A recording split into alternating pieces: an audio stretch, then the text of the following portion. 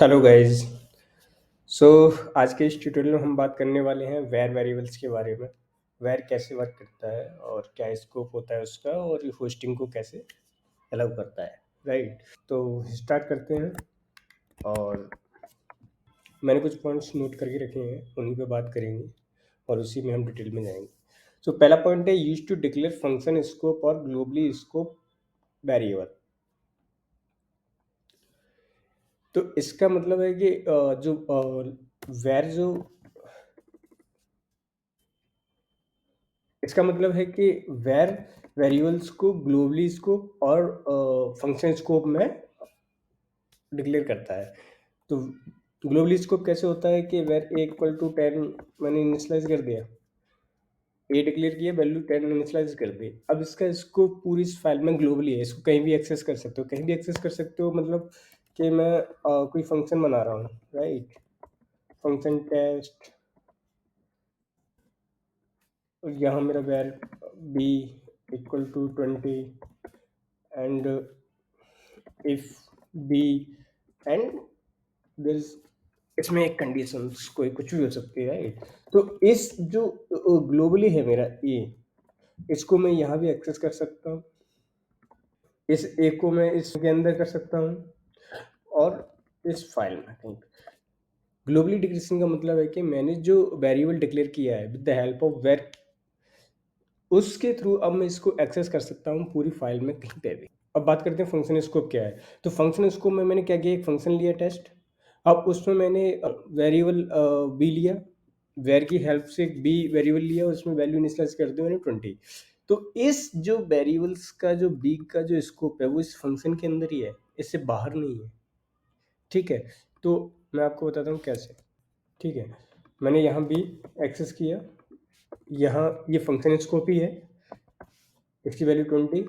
यहाँ भी एक्सेस किया, ये भी फंक्शन स्कोप है तो इसकी वैल्यू 20 आना चाहिए। अभी हम देखेंगे आउटपुट, अभी मैं एक्सप्लेन कर रहा हूँ। यहाँ भी एक्सेस किया, तो जबकि मेरा इस बी का इसको फंक्शन स्कोप है, तो जैसे ये फंक्शन खत्म होगा, गार्बेज कलेक्टर लेगा और इस बी को यहाँ से कलेक्ट करेगा और रिमूव कर देगा। तो आपको ये मिलेगा नहीं, तो ये क्या देगा आपको, बेसिकली ये वैल्यू नहीं देगा, ये आपको रेफरेंस एरर देगा, क्योंकि ये,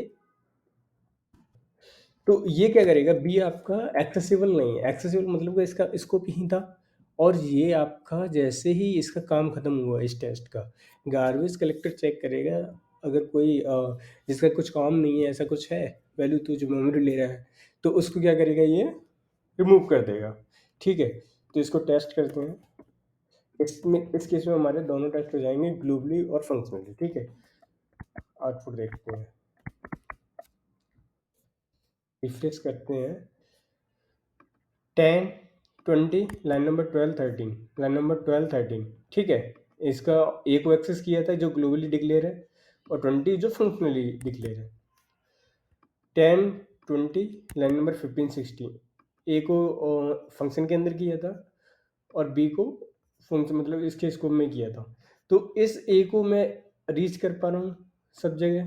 कंडीशंस है, फंक्शन है, उसके अंदर कंडीशंस है, इफ कंडीशंस ब्लॉक स्टेटमेंट जिसके अंदर भी कर पा रहा हूँ, फंक्शन के अंदर भी कर पा रहा हूँ। अब आते हैं यहाँ पर, 10 तो आया but B is not defined है, मतलब मैं ए को तो एक्सेस कर पाया क्योंकि मैंने इसके जो स्कोप है ये डिक्लेयर किया, ग्लोबल स्कोप में किया, बट बी को नहीं कर पाया क्योंकि बी का स्कोप था वो फंक्शन स्कोप था, जो कि यहाँ पे खत्म हो गया। जैसे ही एग्जीक्यूशन खत्म हुआ इस टेस्ट का, जैसे ही इसका काम खत्म हो गया, इसको गार्बेज कलेक्टर आया और उससे रिमूव कर दिया, ठीक है। तो ये बेसिकली होता है फंक्शन स्कोप, ग्लोबल स्कोप, ठीक है। अब सेकंड पॉइंट आता है कि ऑप्शनली इनिशियलाइजेशन।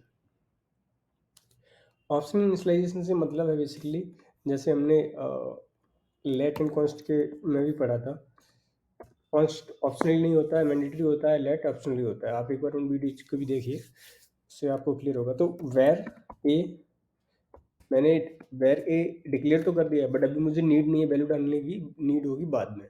तो नीड बाद में है, जैसे कि अभी मैं आपको एग्जांपल से दिखाऊं, ये ऊपर वाले ले लेते हैं, वेर ए वैल्यू इसका रिमूव कर देता हूँ मैं, और ये जो फंक्शन है इसमें मैं कुछ कुछ कर रहा हूँ, मतलब वैल्यू बी लिया और बी पे ऑपरेशन किया कुछ, तो मैंने ए की वैल्यू यहाँ पर डाली, मेरे को बाद में पता चला मुझे ए की वैल्यू यहाँ करना है, तो बी इंटू 10, जो भी बी की वैल्यू हो वो इंटू 10 करके मेरे को ए में डाल दे।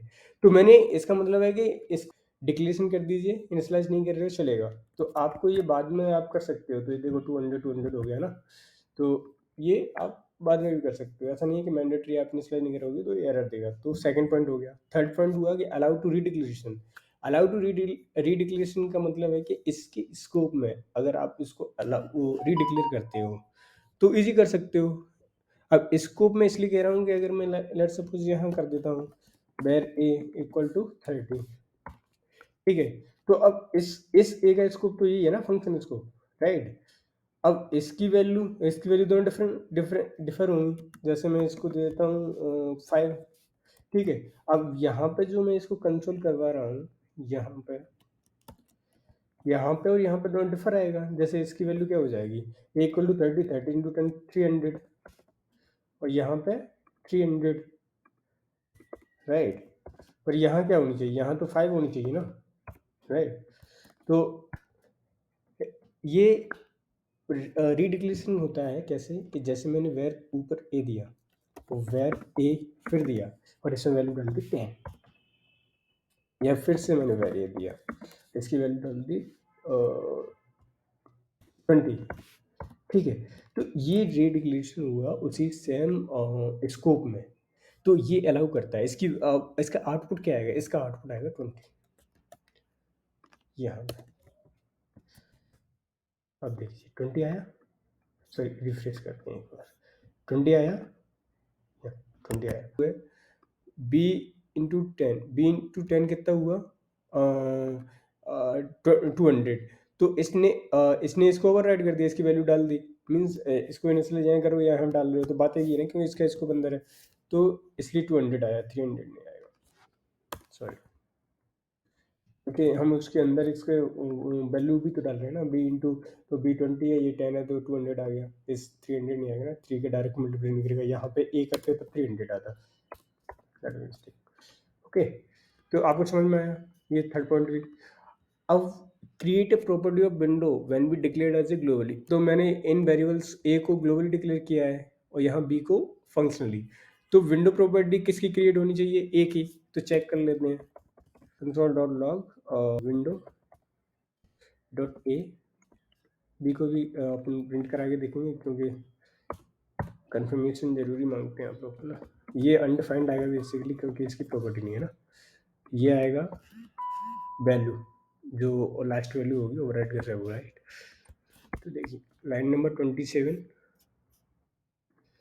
लाइन नंबर 27, 20 और 28 पे आया अपना अनडिफाइंड। तो बेसिकली जैसे लेट और कॉन्स्ट के केस में क्या विंडो प्रॉपर्टी क्रिएट नहीं करती, चाहे आप उसको ग्लोबली डिक्लेयर करो या फिर कहीं पे भी डिक्लेयर करो, ब्लॉक स्कोप में आया कहीं पे भी, तो वो नहीं है। पर वेर के केस में क्या है, अगर आप उसको ग्लोबली डिक्लेयर करते हो तो वो एज ए विंडो की प्रॉपर्टी क्रिएट करके देता है आपको। तो अब फिफ्थ पॉइंट है अलाउ होस्टिंग, ये इंपॉर्टेंट पॉइंट है। तो अलाउ होस्टिंग क्या करते हैं अपन, ये अच्छे से करते हैं। वेर बेसिकली क्या है कि var and function declaration both are hoisted, ठीक है। आप चाहे वेरिएबल्स लो या फंक्शन लो, आप डिक्लेरेशन कर रहे हो उसकी तो वो होस्टेड है। तो होस्टेड का मतलब है जैसे मैंने कोई भी वेरिएबल या फंक्शन है उसको डिक्लेयर किया, उससे पहले उसे एक्सेस कर रहे हैं, मीन्स उसके टॉप पे, जैसे मैंने वेर ए ए लिया इक्वल टू 10 डाल दो, अभी डाल दो, एक फंक्शन बनाया टेस्ट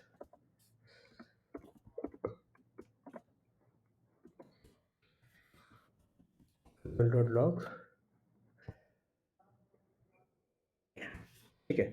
तो अब मैंने ये दो एक वेरिएबल्स लिया, वेर डिक्लेरेशन किया, एक फंक्शन डिक्लेरेशन। तो इस केस में क्या हुआ कि अब होस्टिंग है, मतलब कि मैं इनको दोनों को इनके डिक्लेरेशन से पहले, मतलब इनको डिक्लेयर कर दिया और उनके पहले मैं इनको एक्सेस कर रहा हूँ। जैसे कंसोल डॉट लॉग मैं ए को करूँ, ठीक है, एंड फंक्शन टेस्ट को कॉल करूँ, तो बेसिकली ये दोनों होस्टेड हैं क्योंकि function declaration and variable declaration both are hoist. ये किया, अब ट्राई का, ये इसका आउटपुट आ जाएगा आपका 10 और इसका आउटपुट आएगा आपका अनडिफाइंड, क्योंकि बताऊंगा क्यों आया। ठीक है। तो देखिए आप अनडिफाइंड एंड 10। तो अनडिफाइंड बेसिकली क्या है कि इसके दो फेस होते हैं जब हमारे जावास्क्रिप्ट जो फाइल एग्जीक्यूट होती है, तो इसका पहला फेस होता है कंपाइलेशन, सेकंड फेस होता है एग्जीक्यूशन। तो पहला जो फेस होता है कंपाइलेशन, उसमें क्या होता है जितने भी वेरिएबल्स डिक्लेरेशन होते हैं वो डिक्लेयर हो जाते हैं, राइट। सेकंड जो एग्जीक्यूशन फेस आता है उसमें हमारी जो रेट वैल्यू होती है, जो भी उसमें असाइनमेंट करना होता है, इनिशियलाइजेशन होता है, वो होता है एग्जीक्यूशन टाइम, ठीक है। तो जैसे ही इनका डिक्लेरेशन होता है तो इनमें बाय डिफॉल्ट वैल्यू डाल देते हैं अनडिफाइंड, और जैसे ही इनका एग्जीक्यूशन होता है वो वैल्यू डाल दे। तो हम इसको क्या कर रहे हैं, ये सब चीज़ें आती हैं एग्जीक्यूशन टाइम पे। तो अभी वैल्यू नहीं डली है, बट इनकी अनडिफाइंड डल गया है, क्योंकि पहले चेक करता है कोई वेरिएबल है, फंक्शंस हैं जो डिक्लेरेशन के टाइम पे है, उनमें उनको मैं क्या करता हूँ कंपाइल टाइम पे उनमें मेमोरी दे देता हूँ और उसमें वैल्यू डाल देता हूँ अनडिफाइंड, ठीक है। तो ये फेस हो गया, तो इसीलिए इसको दिया अनडिफाइंड, और ये फंक्शन फंक्शन क्रिएट करके दे दिया। अब फंक्शन में डायरेक्ट कॉल 10 कर रहे हैं तो वो आपको आउटपुट दे देगा 10। अगर इसके अंदर भी कोई वैल्यू होती, वैर डिक्लेयर कर रहे होते, तो उसका भी प्रोसेस वही होता है जो ऊपर इसका है, राइट। तो आपको एक बार दिखाता हूँ मैं ना कि कैसे किया इसने। सोर्स लिया, लाइट के केस में इंडेक्स पे आया और मैं यहाँ पे लगा देता हूँ, है ना, इससे कंसोल से पहले। अब इसको एक बार रिफ्रेश करता हूँ, तो जैसे देखो अभी इस पे है, अभी ये नीचे गए नहीं है, बट ये फाइल जैसे ही कंपाइल हुई उसमें क्या हुआ, इसने वेर ए अनडिफाइंड डिक्लेयर कर दिया होगा, और टेस्ट को भी आपको एक फंक्शन में डाल के दे दिया होगा। तो var A equal to undefined है, टेस्ट सर्च करोगे तो आपको टेस्ट भी मिलेगा जो फंक्शन डाल के दे दिया होगा, O P Q R S T. देखो टेक्स्ट एक फंक्शन डाल के दे दिया, तो अब जो फंक्शन है तो आप इसको कॉल करोगे तो उसके अंदर जो है वो आपको प्रिंट हो के आ ही जाएगा। अब जैसे तो है नहीं कि इसके अंदर कुछ वेरिएबल्स है उसकी वैल्यू प्रिंट करा रहे हैं, तो उसकी तो मान लो उसका फिर से वही प्रोसेस चलेगा कि इसको कंपाइल टाइम पे इसको अनडिफाइंड दे दिया होगा, फिर एग्जीक्यूशन टाइम पे इसको अगर वैल्यू मिल गई है तो वैल्यू देगा, अदरवाइज वो अनडिफाइंड दे देगा, राइट। तो ये बेसिकली प्रोसेस होता है इसका, है ना। इसीलिए बोथ आर होस्टेड। अब इसमें कुछ पॉइंट आते हैं, जैसे अब पॉइंट है कि आपको ऐसा सिनेरियो आ जाता है कि आपका एक वैर है माय माय नेम, ठीक है, और एक फंक्शन भी सेम नाम से है, यानी डुप्लीकेट नेम से मल्टीपल आपको वेरिएबल्स मिल रहे हैं या फंक्शन मिल रहे हैं। तो माय नेम, ठीक है, ये फंक्शन भी है आपको, ठीक है, जिसमें कंसोल डॉट लॉग और आपका ऐड 1, ठीक है। और जैसे अदर फंक्शन भी हैं, जैसे फंक्शन एक्सप्रेशन के साथ है, जैसे my name equal to function, right, console dot log, ये भी आ गया। तो होता क्या है कि इस केस में जैसे अगर आप ट्राई करोगे इसको, तो जैसे टेस्ट, सॉरी, माय नेम, तो जब multiple duplicates name same name के साथ हमारे पास कई सारे वो होते हैं, जैसे वेरिएबल्स एंड फंक्शन, तो ये ऑलवेज फंक्शन डिक्लेरेशन को फर्स्ट प्रायोरिटी देता है होस्टिंग की। तो फर्स्ट में क्या होस्ट होता है ये। तो जैसे अगर मैं इसको कंसोल कराऊंगा तो ये भी मेरा वेरी है, तो इसमें कौन सा होगा ये, तो आपको करके दिखाता हूँ। मैंने ऑलरेडी, सॉरी, वेर, ठीक है। तो ये क्या है, 1। अब केस आ गया कि सेम नेम से मेरा अगर इसी नेम से फंक्शन डिक्लेरेशन एक बार और हो जाए तो क्या होगा।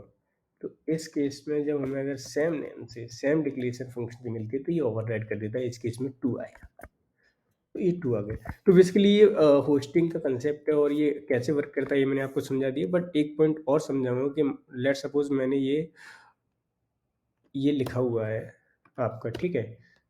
तो जावास्क्रिप्ट जो इम्प्लिसिटली कैसे इसको अंडरस्टैंड करता है, एक बार मैंने दिखा दिया कि कैसे दोनों फेस में काम करता है, पर इसको कैसे समझता है बेसिकली, है ना। मान लो और इसका कुछ और देते हैं जिससे हमें क्लियर हो जाए। माई वेर, ठीक है, इक्वल टू 10 और console dot log 10 my where.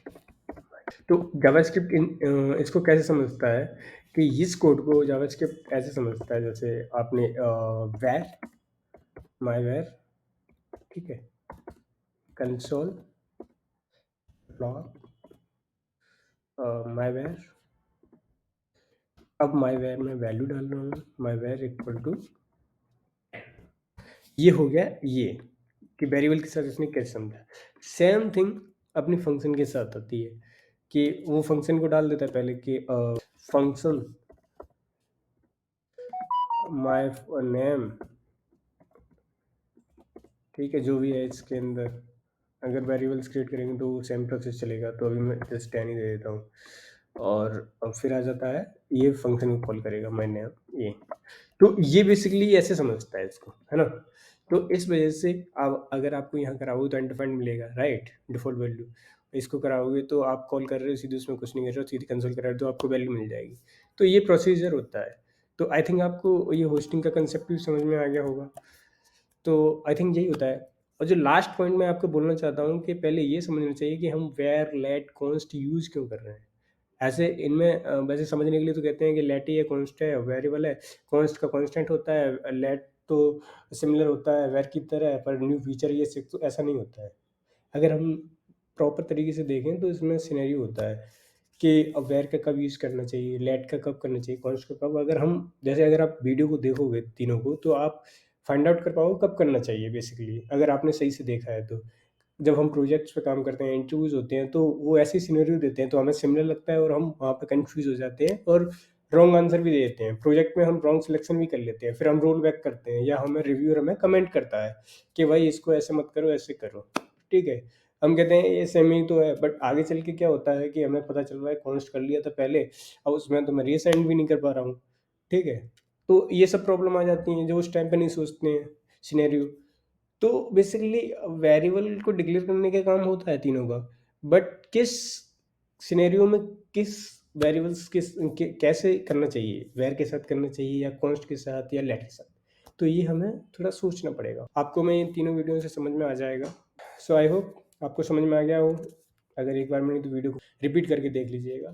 Thank you guys for watching this, please subscribe the channel.